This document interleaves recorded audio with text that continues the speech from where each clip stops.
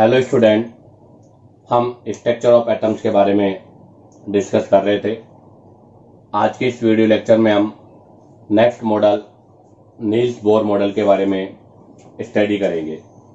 Niels Bohr का जो model है वो रदरफोर्ड की कंपैरिजन में बहुत एडवांस मॉडल है और नील्स बोर मॉडल में अप्रोक्सीमेट एटम की सभी प्रॉपर्टियां उसने एक्सप्लेन की थी। तो आज हम पढ़ने वाले हैं नील्स बोर मॉडल। तो देखिएगा, नील्स बोर मॉडल तो जैसे ही इसके नेम से क्लियर है, given by Niels bore in 1913 year. तो नील्स बोर था, उसने जो रदरफोर्ड की कमियां थी, जो उनकी ड्रॉबैक्स थे, उन ड्रॉबैक्स को उन्होंने रिमूव किया, ओवरकम किया। तो पहला पॉइंट ये होगा कि overcome the drawback of Rutherford by Niels Bohr quantum theory. इन्होंने जो प्रिंसिपल दिया या जो थ्योरी दी वो क्वांटम थ्योरी थी। और सेकंड अगर बात करें नील्स बोर की, तो इन्होंने structure and spectrum of hydrogen atom को एक्सप्लेन किया था। अर्थात इन्होंने हाइड्रोजन एटम पर अपना जो मॉडल है उस मॉडल को हाइड्रोजन पर इन्होंने अप्लाई किया और हाइड्रोजन की स्ट्रक्चर और उसके जो स्पेक्ट्रम है उसको इन्होंने एक्सप्लेन किया। तो हम सबसे पहले इन दोनों पॉइंट्स के बारे में बात करते हैं, फिर इनके पोस्टुलेट्स के बारे में बात करेंगे। तो देखिएगा, फर्स्ट पॉइंट है इनका overcome the drawbacks of Rutherford model by using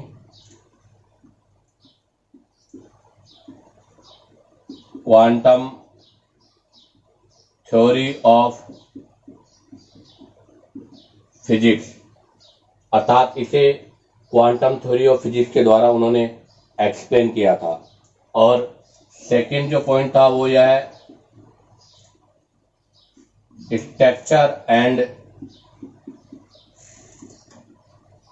spectrum of hydrogen. Structure and spectrum of hydrogen atom explained bye bore. तो सबसे पहले तो इसके दो पॉइंट की बात क्लियर हो गई। हमने भी कहा था कि बोर मॉडल रदरफोर्ड की तुलना में बहुत एडवांस मॉडल है और इन्होंने जो भी रदरफोर्ड की ड्रॉबैक्स थी उन सबको इन्होंने क्लियर किया। और दूसरा, इन्होंने हाइड्रोजन पर अपना ये मॉडल जो है उसको एक्सपेरिमेंटल किया और स्ट्रक्चर और स्पेक्ट्रम ऑफ हाइड्रोजन को उन्होंने एक्सप्लेन किया। अब हम बात करते हैं इनके पोस्टुलेट्स की।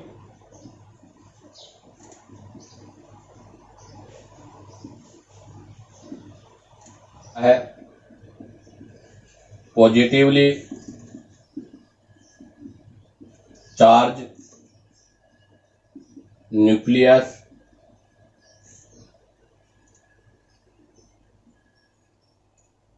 present at center of atom in which proton present। और सेकंड है रदरफोर्ड की तरह, रदरफोर्ड ने कहा था कि इलेक्ट्रॉन जो होता है वो न्यूक्लियस के अराउंड एक सर्कुलर पाथ में मूवमेंट करता है, बट उन्होंने ये नहीं कहा था कि वो एक डेफिनेट ऑर्बिट या जो डेफिनेट सर्कुलर पाथ है उसी पर मूवमेंट करता है, जिसको नील्स बोर ने एक्सप्लेन किया कि रदरफोर्ड कि आपका जो इलेक्ट्रॉन है वो केवल आपके डेफिनेट ऑर्बिट या डेफिनेट जो सर्कल पाथ है उन्हीं पर मूवमेंट करता है और उनका भी एक एंगुलर मोमेंटम जो है वो फिक्स होता है। तो सेकेंड है कि इलेक्ट्रॉन जिन ऑर्बिट्स में या इलेक्ट्रॉन जिन सर्कुलर पाथ पर मूवमेंट करता है वो फिक्स होते हैं।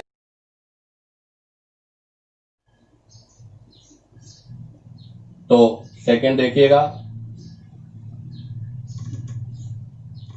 इलेक्ट्रॉन revolve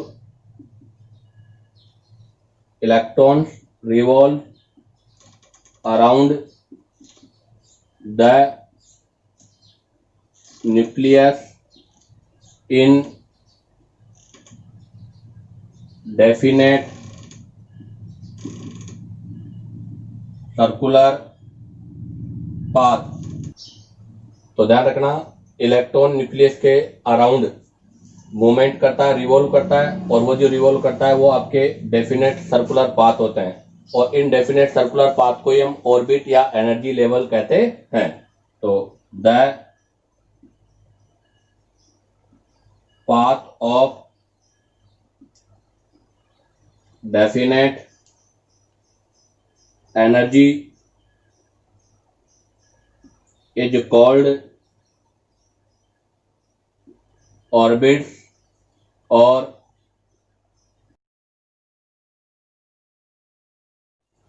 एनर्जी लेवल या energy cell.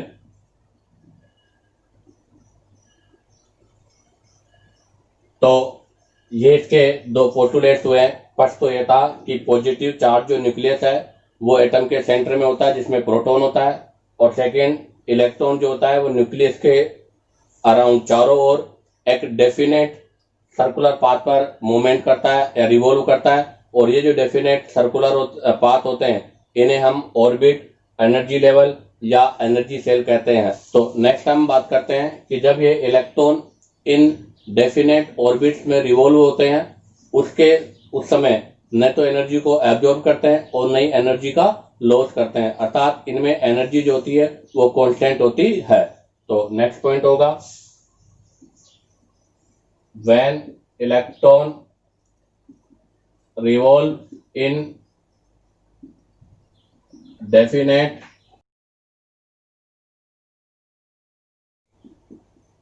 No energy emission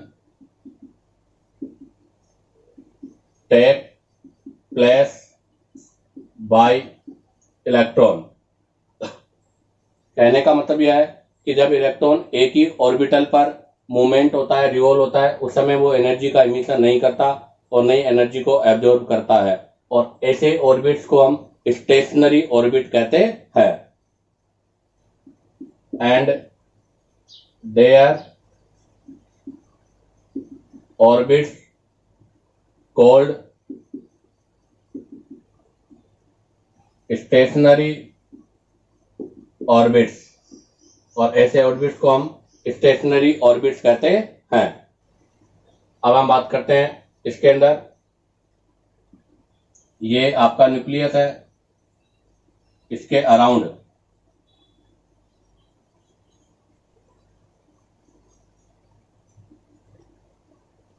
तो ये तो न्यूक्लियस है, इसके अराउंड जो ये बनाए ये आपके ऑर्बिट्स हैं। इन ऑर्बिट्स को हम फर्स्ट ऑर्बिट के एल एम एन, और इसके लिए n equal to 1, n equal to 2, n equal to 3 और n इक्वल टू 4। जहां पर हमने n इक्वल टू 1 लिखा है इसको बोलते हैं फर्स्ट ऑर्बिट। फर्स्ट ऑर्बिट जहां पर ये n इक्वल टू 2 लिखा है उसको बोलते हैं सेकेंड ऑर्बिट। जहां n इक्वल टू 3 लिखा है उसको बोलते हैं थर्ड ऑर्बिट। इस तरह से ऑर्बिट होते हैं। तो ध्यान दें, इन ऑर्बिट्स के अंदर ही इलेक्ट्रॉन क्या करता है, मूवमेंट करता रहता है। जब इलेक्ट्रॉन एक ही ऑर्बिट्स में मूवमेंट करता है तो उसे हम स्टेशनरी ऑर्बिट कहते हैं। तो अब आप देखिएगा, इस डायग्राम के बारे में एक्सप्लेन करते हैं। These orbits are properly arranged around the nucleus. ये आपके जो ऑर्बिट्स होते हैं वो न्यूक्लियस के चारों तरफ प्रॉपर रूप से अरेंज होते हैं। सेकेंड बात करते हैं इसमें, these orbits can be represented by n principal quantum number. इन ऑर्बिट्स को हम एन से रिप्रेजेंट करते हैं जिसको प्रिंसिपल क्वांटम नंबर कहते हैं, और इस एन की वैल्यू जो है वो एक होल नंबर होती है ये कभी भी फ्रिक्शन में नहीं हो सकता। तो और ये जो आपके ऑर्बिट्स हैं, इनके जो सिंबल होते हैं, इनको हम KLMN द्वारा रिप्रेजेंट करते हैं। तो हम बात करेंगे वैल्यू n की और इन ऑर्बिट्स का सिंबल।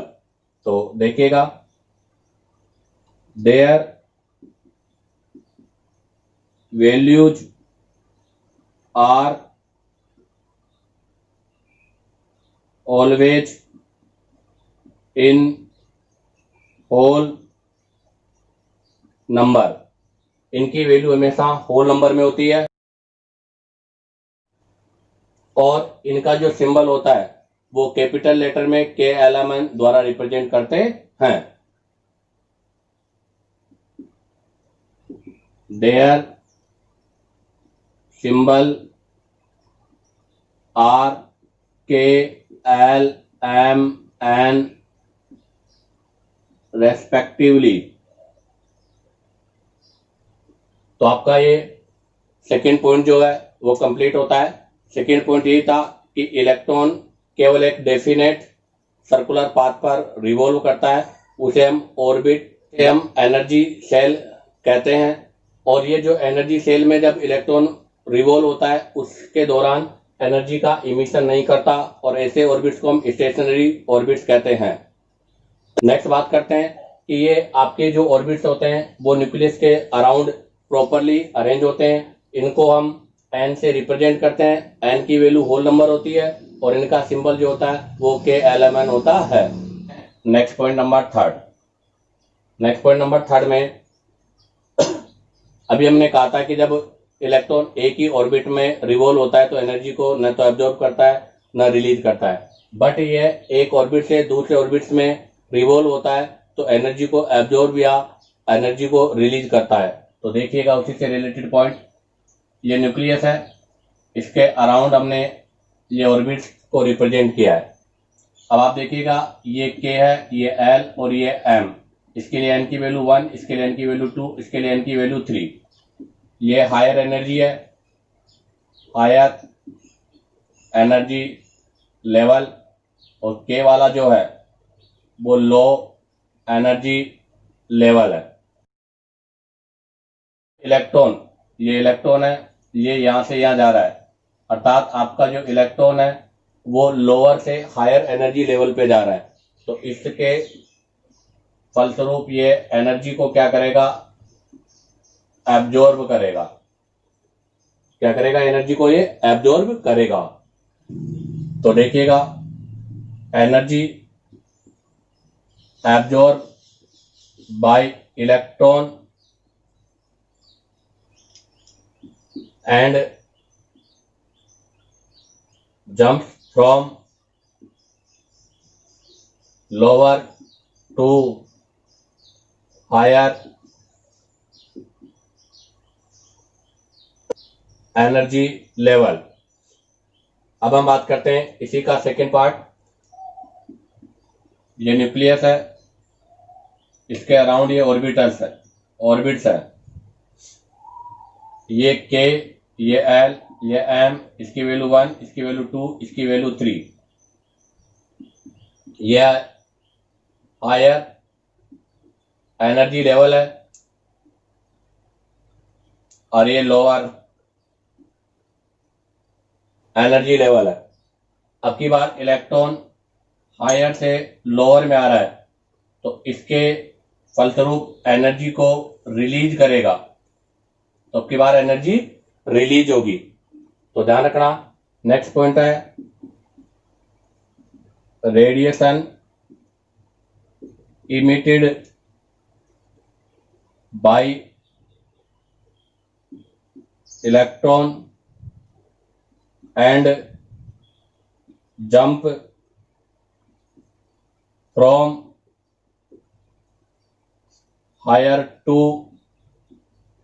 Lower energy level. तो ध्यान दे, कंक्लूजन यही है कि जब एक इलेक्ट्रॉन लोअर से हायर में जाएगा तो एनर्जी को एब्जॉर्ब करेगा और जब हायर से लोअर में आएगा तो एनर्जी को रिलीज करेगा। इसका मतलब इलेक्ट्रॉन के हायर से लोअर, लोअर से हायर में एनर्जी का डिफरेंस होता है। अब हम बात करते हैं नेक्स्ट पॉइंट की। तो देखिएगा फोर्थ नंबर का पॉइंट क्या है। अभी हमने एनर्जी के बारे में बात की थी, इसी से रिलेटेड है fourth point, distance between nucleus and orbit increase with increase in value of n। कहने का मतलब यह है कि n की वैल्यू अर्थात प्रिंसिपल क्वांटम नंबर इंक्रीज होने के साथ साथ डिस्टेंस भी क्या होगी, इंक्रीज होगी, और इसके साथ साथ एनर्जी भी इंक्रीज होगी, and also increase energy.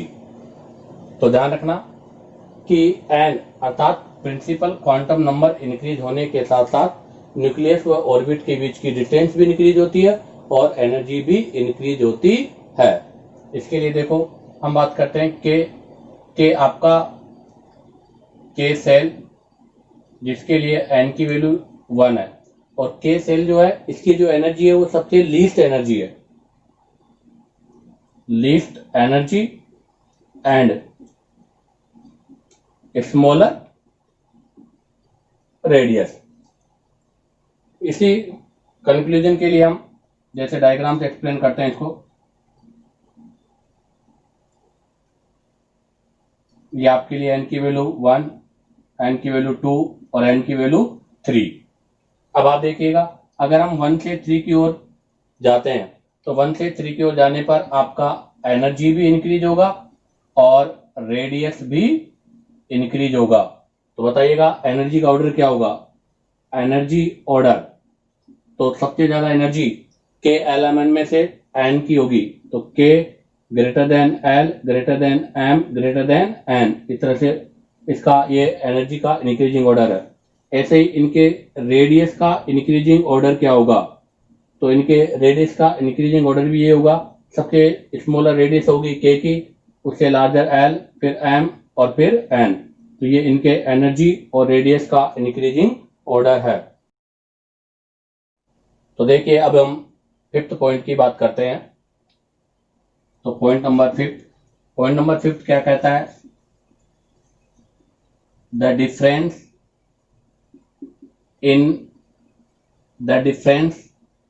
Of energy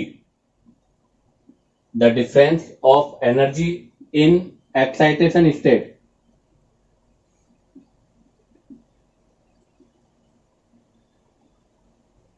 अर्थात जब आपका इलेक्ट्रॉन एक्साइटेड होता है, अर्थात वो एक ऑर्बिट से दूसरे ऑर्बिट में मूव करता है, तो उस समय उसकी एनर्जी में डिफरेंस होता है, और उसको हम कैसे कैलकुलेट करेंगे, del E equal to E2 minus E1। और इसके लिए एक और फॉर्मूला हम अप्लाई करते हैं, del E equal to HC upon lambda.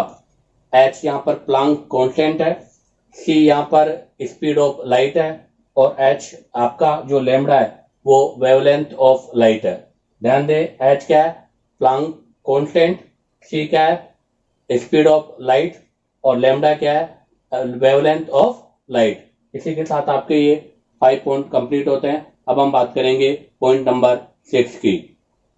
तो देखिएगा पॉइंट नंबर 6 क्या कहता है कि इलेक्ट्रॉन आपके ऑर्बिट में रिवॉल्व होता है, तो इलेक्ट्रॉन जिस ऑर्बिट में रिवॉल्व होता है उसका एंगुलर मोमेंट h/2π का मल्टीपल होना चाहिए। तो देखिएगा नेक्स्ट पॉइंट मोमेंटम से रिलेटेड है, तो हम मोमेंटम की बात कर रहे हैं। तो electron revolve in an orbit, angular momentum of electron is quantized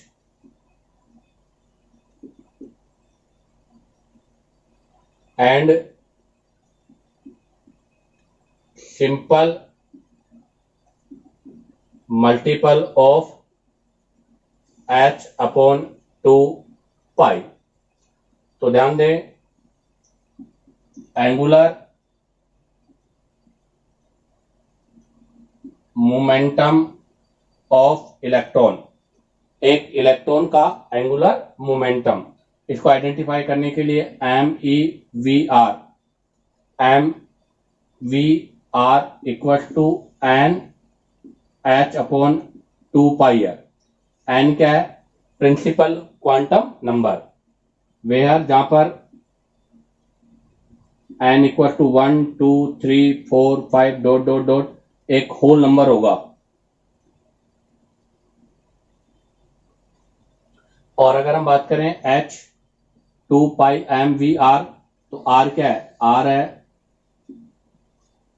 radius of orbit, v है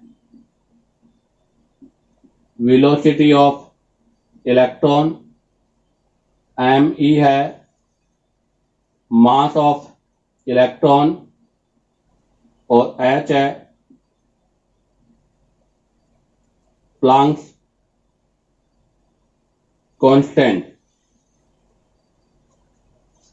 तो ध्यान दें, हमारा 6 जो पॉइंट है वो यह है कि इलेक्ट्रॉन जिस ऑर्बिट में रिवॉल्व कर रहा है, अर्थात ये न्यूक्लियस और ये ऑर्बिट है, तो जिस ऑर्बिट में इलेक्ट्रॉन मूवमेंट करता है उसका एंगुलर मोमेंट, तो इसका जो एंगुलर मोमेंट है वो आपके h अपॉन 2 पाई का मल्टीपल होना चाहिए। अब अगर आपके हम फर्स्ट सेल k की बात करेंगे तो यहाँ पर n की वैल्यू 1 h अपॉन 2 पाई हो जाएगी। अगर हम k के बाद में l की बात करेंगे तो प्रिंसिपल क्वांटम नंबर 2, तो 2h अपॉन 2 पाई हो जाएगा। इस तरह से जैसे जैसे सेल इंक्रीज होगा तो प्रिंसिपल क्वांटम भी इंक्रीज होता जाएगा। अब हम बात करते हैं नेक्स्ट पॉइंट की। Electron can move in those orbit whose angular momentum equal to n h upon 2 पाई। कहने का सेंस यह है कि इलेक्ट्रॉन जो है आपके न्यूक्लियस के चारों ओर केवल उसी ऑर्बिट में रिवॉल्व या मूव करेगा जिसका angular moment n h upon 2 pi का मल्टीपल है या इसके इक्वल है। अब हम बात करते हैं पॉइंट नंबर 8।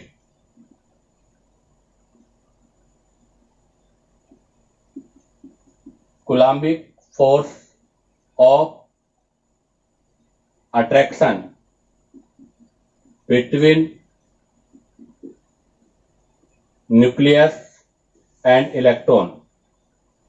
हमने कहा था कि इलेक्ट्रॉन न्यूक्लियस के चारों ओर मूवमेंट करता है, उस समय वो जब स्टेशनरी ऑर्बिट में होता है न तो एनर्जी का लॉस करता है और नई एनर्जी को वो एब्जॉर्ब करता है।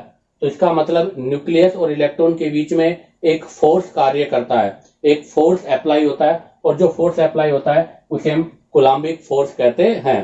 कहने का मतलब यह है कि ये न्यूक्लियस है, इसके अराउंड ये ऑर्बिट है और ये इलेक्ट्रॉन है, इनके बीच में एक फोर्स होता है और इस फोर्स की वजह से इलेक्ट्रॉन एक पर्टिकुलर ऑर्बिट में ही क्या करता है? रिवॉल्व होता रहता है।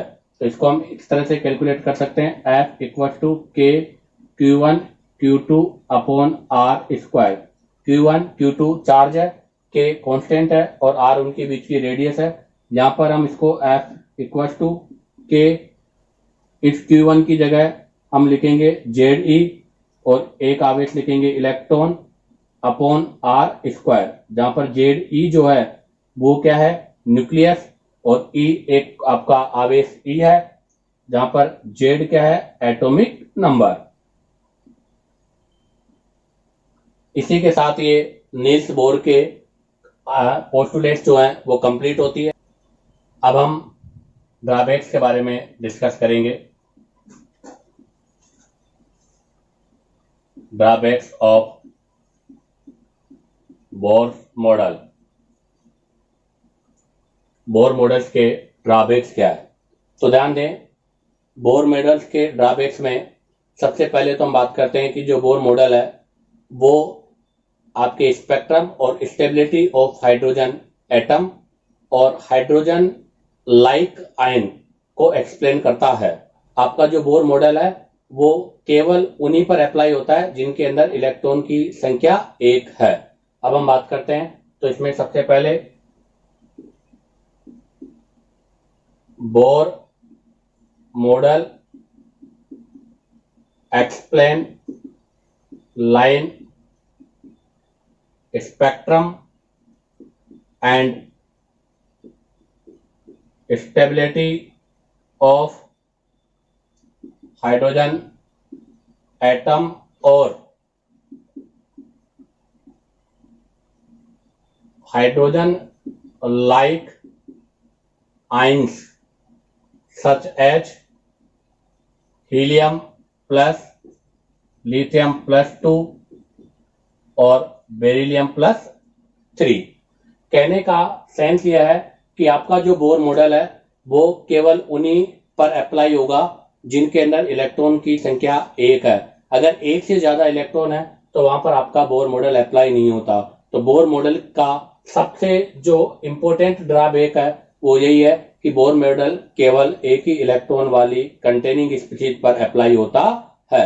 अगर किसी भी एटम में 1 से ज्यादा इलेक्ट्रॉन है तो वहां पर ये मॉडल आपका अप्लाई नहीं होगा। तो देखिएगा इसका फर्स्ट ड्रॉबैक क्या है।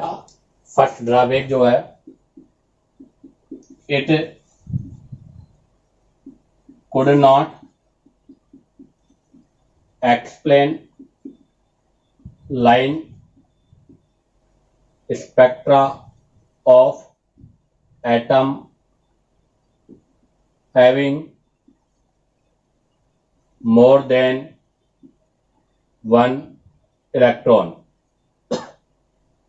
कहने का सेंस यह है कि वो एटम जिनके पास 1 से ज्यादा इलेक्ट्रॉन होते हैं उनका लाइन स्पेक्ट्रम इस मॉडल के द्वारा एक्सप्लेन नहीं किया जा सकता। Number 2, it could not explain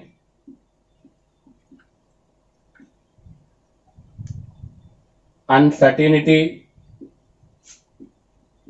principal, अर्थात यह अनसर्टिनिटी प्रिंसिपल जो मॉडल है उसको भी एक्सप्लेन नहीं कर सका, जिसको एक्सप्लेन किया था आगे हाइगेन ने। तो हाइगेन की जो अनसर्टिनिटी प्रिंसिपल है उसको भी ये एक्सप्लेन नहीं कर सका, अर्थात ये इलेक्ट्रॉन की पोजीशन और इलेक्ट्रॉन की मूवमेंट दोनों को एक साथ नहीं कर सका। अब हम बात करते हैं थर्ड ड्रॉबैक की। तो देखिएगा थर्ड ड्रॉबैक क्या है। It could not explain presence of multiple spectral lines. कहने का सेंस यही है, जो हमने फर्स्ट ड्रॉबैक पढ़ा उसी का पार्ट है ये, कि ये स्पेक्ट्रल लाइंस मल्टीपल, अर्थात वो एटम जिनमें 1 से ज्यादा स्पेक्ट्रल लाइंस का फॉर्मेशन होता है उनको उनकी एक्सप्लेनेशन भी इस मॉडल से नहीं की जा सकती। आगे बात करते हैं नेक्स्ट ड्रॉबैक की। Number 4, it could not explain ability of atoms to form molecules by chemical bonds। कहने का मतलब यह है कि जब एक एटम, अर्थात यह एक एटम मॉलिक्यूल क्यों बनाता है उस चीज को भी एक्सप्लेन नहीं कर सका। अब हम बात करते हैं इसकी नेक्स्ट ड्रॉबैक की। तो देखिएगा इसका नेक्स्ट 5 नंबर का ड्रॉबैक, ये नील्स बोर का सबसे इंपॉर्टेंट ड्रॉबैक है। जैसे एक ड्रॉबैक तो ये था कि ये केवल 1 इलेक्ट्रॉन स्पीशीज पर अप्लाई होता है, और एक इसका ये ड्रॉबैक है, क्या है, it could not explain splitting of spectral lines in presence of magnetic field, जिसे हम जीमान इफेक्ट कहते हैं। Zeeman effect and electrical field, जिसे हम स्टार्क इफेक्ट कहते हैं।